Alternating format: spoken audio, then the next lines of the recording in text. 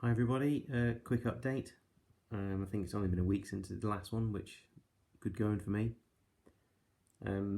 This one, not a massive amount painted again, so a lot of grayscale figures, but I have actually done some painting. Before I get onto the figures, a couple of my cats want to say hello. That's Clear. Hey Clear. She's actually on the scrounge for food, as is Starsky. Hello Starsky, how's it going, boy? Yeah. All he's interested in is food. Ridiculous. He looks in a bit of a state at the minute because he was poorly when we first moved here. Got all stressed and he ended up having a bladder problems, blockage, which happened twice now, and that cost 1,500 quid. Yeah, 1,000 the first time, 1,500 when we got here. So he's got chunks shaved out of his coat. It looks like he's got bits of his body missing, but he's happy now. He's been talking to me for about an hour wanting feeding, which he's already been fed, but I'll give in a bit when I've done this video. Anyway, that's two of the cats, Clear and Starsky. Before getting to the figures yet, some purchases, not much, because don't have much cash to spare at the moment. I had a bit of a PayPal balance left from selling some comics, so I thought Warlord had a sale, so I'd treat myself to a couple of little bits, which were these. You can just about see those. The British Army and the Commando support group were in a sale. I think they were 15 quid instead of 20. And I fancied another box of those, the British Paratroop section. And then Commando HQ, which is already actually in the support group, but I like command figures, so I bought that. And then a couple of paints. Where are we?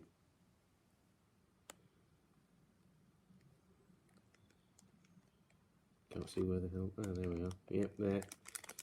Green webbing and British battle dress. I bought two of each of those. So yeah, that was a quick look at the bits I bought. I'll just show you the back to that. Got Mortar, Vickers, and the HQ, like the medic and stuff like that. And for the Commandos, similar thing. HQ, Vickers, Mortar. Nice looking figures. Right, so that's a few bits I bought. Now, as you know, I moved here to Cornwall without a job. Haven't got one yet. But I thought, while I've got plenty of time to myself, I mean, I'm looking for jobs, but not 8 hours a day. I thought I'd do as much prep as I can, so that when I actually am working, I haven't got to mess around assembling, undercoating, basing. If I can get as much of my stash ready to paint when I do start work, and then it's just like weekends or hour here and there in the evening. That time we spent basically on painting. So I thought I'd just steam through some bits. What you can see there, these are all British Airborne, which has become my current froth.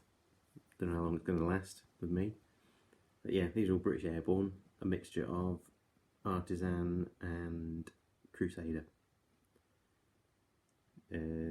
These chaps here, these 5 with the rifles, zoom in a little bit,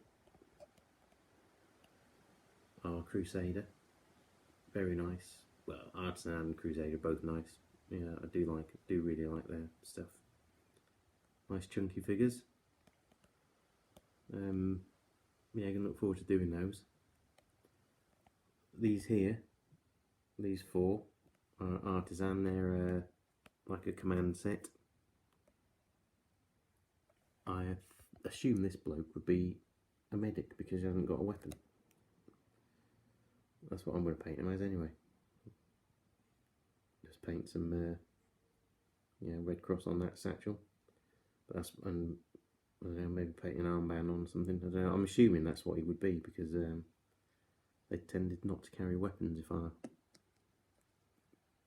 if I'm recalling that correctly. And these here, that's Crusader, British Airborne. Very nice set. I mean, it's going to be a bit awkward to paint, but I think it's quite awkward to sort of get your base sorted out and then put the figures on it. So I thought I'll just put everything together on one base and then try and paint in the nooks and crannies. Be a bit awkward, but I think it's probably going to be, well, we'll see, probably a bit easier than faffing around trying to get all the base material on, then put the figures in, because it's still going to have to sort of put up around their bases anyway afterwards, so I'd still have to paint in there. So I'm thinking this would be the best way to do it. But yeah, the fence, I've made that out of sprues, so I thought I'd do just a couple of bashed up fences, bits of fence on there. Quite like the look of them. So I'm going to actually do some proper fences made out of sprues, because you obviously got loads of those lying about. Yeah, I'll get some like MDF stands, or use maybe some of the plastic sort of multi-bases you get with Perry sets and stick them to those. Just make loads of fencing for, do for any game, because that's sort of rustic looking, do for anything. So yeah, that's a Crusader Vickers team, and this is an Artizan mortar team.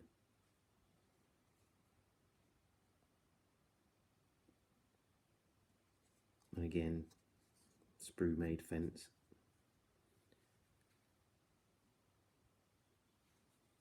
I actually use sprues to make, when I'm doing medieval stuff, use them to make archer stakes. That's another good use for them. Yeah, nice looking set. These chaps at the back, focus. Yeah, those fellas at the back, they're partly painted. I'll bring them to the front. Ugh.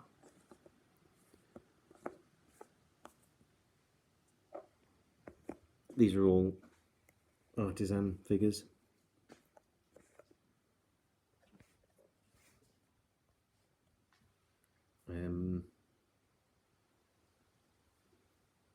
Yeah, for the Denizen smocks, I've been doing sort of pale camo as the base for it.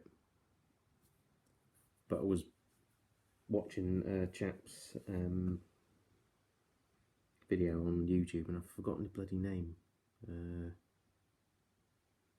He does a How I Paint series.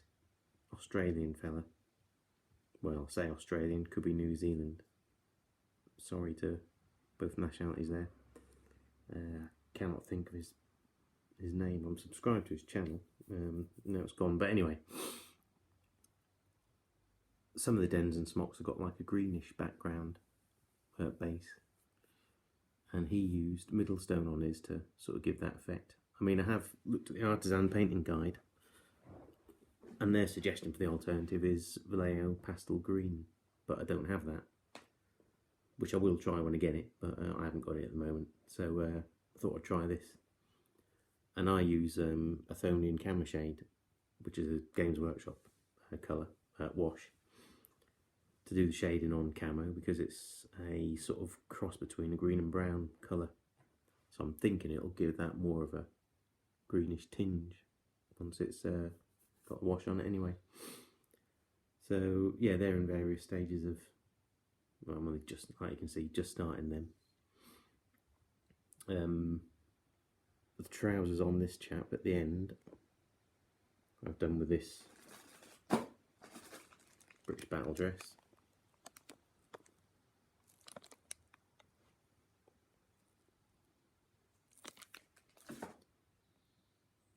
Normally I use British uniform, but ordered that and thought I'd try that. It's a bit paler, but it looks alright. Yeah, so various stages of painting. I mean, as far as like game system goes for this lot, I'm looking at Chain of Command, and the way they do their squads are, or their rifle squads are, it's like a NCO with a Sten, and 5 riflemen, a 3-man Bren team, but effectively that's like 2 riflemen, so effectively 7 riflemen, but 2 of them are with the Bren team, and then another bloke with a Sten, so that's sort of 7, 8. Let me think now. 7 riflemen, the Bren carrier 8, yeah, so it's 10. NCO with the Sten, and then another boat with the Sten. So they do, like, in their setup, they have 2 squads like that, and then you have another squad which is, I think, 2 Bren teams, so like 6-man, 2 3-man teams for the Bren, so that's 6, and I think each one has a Sten with it as well, so that's your 8, and then I think just an NCO. I think there's an NCO and a sniper. Don't have any snipers at the moment, I believe, so I'll have to wait until I can get hold of some. But yeah, so I'm thinking of Chain of Command for this. I'm saying that, I mean, I'm only using it just as a guide, just to get figures painted, because I don't even know if I get to play it, because I've not looked around in Cornwall yet. I don't know if there's any. I'm assuming there's some game groups, but whether they're anywhere near me is another matter. So, and whether they play bolt action or Chain of Command, I don't know, but I'm basically using it just as a method to, you know, a purpose really for painting the figures, just getting squads together. I've chosen Chain of Command for the structure. So yeah, that's me stuff that I'm undercoating. I'm going to dig out more Airborne and get them put together and undercoated. I'm actually running out of my grey spray though, unfortunately,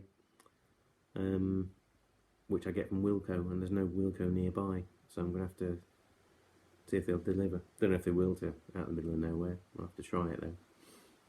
Otherwise I'm going to have to look for an alternative undercoat. I mean, the nearest Wilco is 12 miles away, which is not far, but it's in St Austell. But we won't go to St Austell unless we've got a reason to go to St Austell, and we're not going to go there just to get some spray cans. So yeah, if I can't get it delivered, I'll have to look for an alternative. So if anyone can recommend me something, grey though is what I tend to use. Don't like using white or black. Yeah, so that's the stuff that's prepared and ready, along with the figures from that Warlord paratroop section box. Now some actual painted stuff, fully painted, just not based, but not bad for me.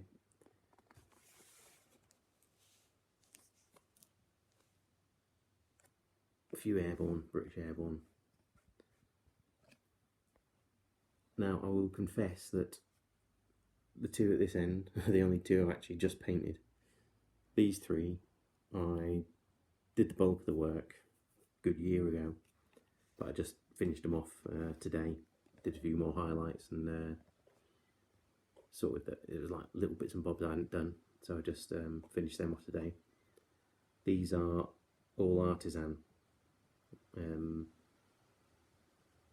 Quite happy with how they come out. Now this chap, I've done them all, well, the webbing on these using German camo beige. Apart from this chap, which I've used green webbing. That one. Where are we? Hello, where are you? Yeah, that.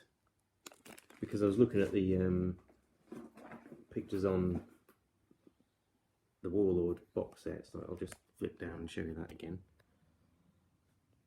And as you can see, they've got green webbing on there, and I like the look of it.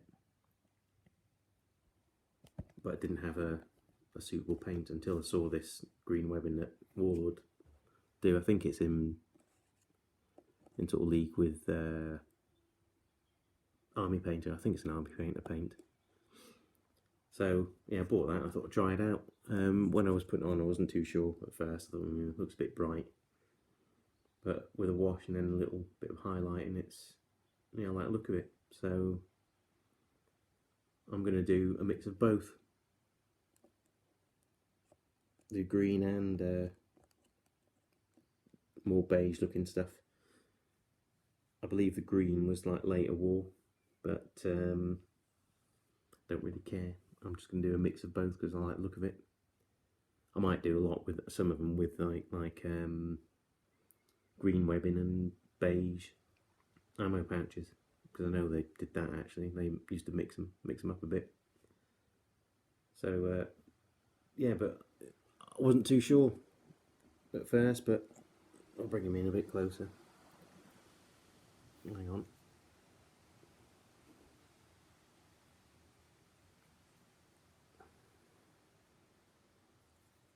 I'm going to focus on him at the back now, isn't he?